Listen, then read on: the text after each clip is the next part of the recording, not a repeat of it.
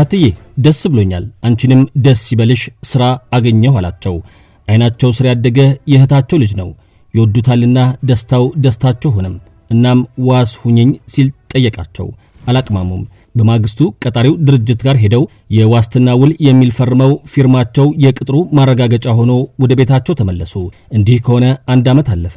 አሁን ግን በቀላሉ የማይታለፍ ሐሳብ ተከትሎ መጥቷል። አንድ ደብዳቤ ደርሷቸዋል።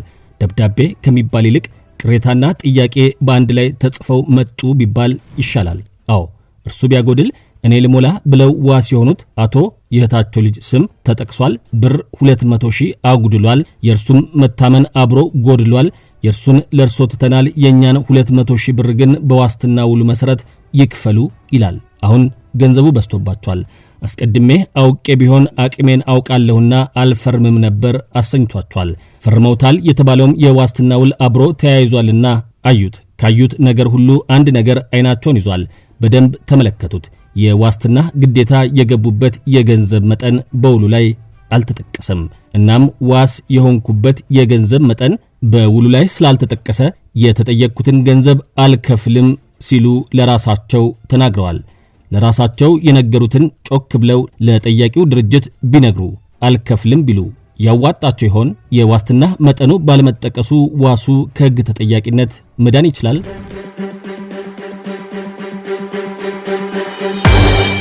አሁን በስሱ እናወራለን። ሙያዊ ነጻነቱን ጠብቆ ለሕግ የበላይነት መከበር የሚሰራው የኢትዮጵያ የፌዴራል ጠበቆች ማህበር ይችን ምጥን ቁም ነገር ለማድመጣችሁ ምክንያት ሆኗል። አልሰማንም እንዳትሉ። ሰላም፣ ፍቅርና ጤና በየቤታችን ገብተው ለሀገርም እንዲተርፉ ተመኝቻለሁ። ይህ በምናቤ የፈጠርኩት ነው። የምናቤን ተመሳሳይ ጉዳይ በሰበር ሰሚ ችሎት ቀርቦ የተሰጠውን የሕግ ትርጉም ከመናገሬ በፊት ስለ ዋስትና የፍትሐብሔር ሕጉ ከደነገጋቸው የመረጥኳቸውን ባጭሩ ላስቀድም። ቁጥር 1920 የዋስትና መሰረት ይልና ለግዴታው አፈጻጸም ዋስ የሚሆን ሰው ባለዳው ግዴታውን ያልፈጸመ እንደሆነ ለባለገንዘቡ ይህን ግዴታ ሊፈጽም ይገደዳል ሲል ይደነግጋል። ቁጥር 1921 ስለ ባለዳው ፍቃድ ብሎ ባለዳው ሳይጠይቅ ወይም ሳያውቅም እንኳን ቢሆን ለሱ ዋስ ለመሆን ይቻላል ይላል። ቁጥር 1923 የዋናው ግዴታ ፈራሽ መሆን 1 ዋስትና በማይጸና ግዴታ ላይ ሊኖር አይችልም። 2 በተዋዋዩ የፍቃድ ጉድለት ወይም ችሎታ የሌለው በመሆኑ ምክንያት በውሉ የመጣ ዕዳ ባለዳውን የማያስገድደው ቢሆንም ዋሱ ባለዳው ውል ለመግባት የማይችልበትን ጉድለት እያወቀ ዋስ ሆኖ እንደሆነ ዋስትናው ሊጸናበት ይችላል ሲል ይደነግጋል።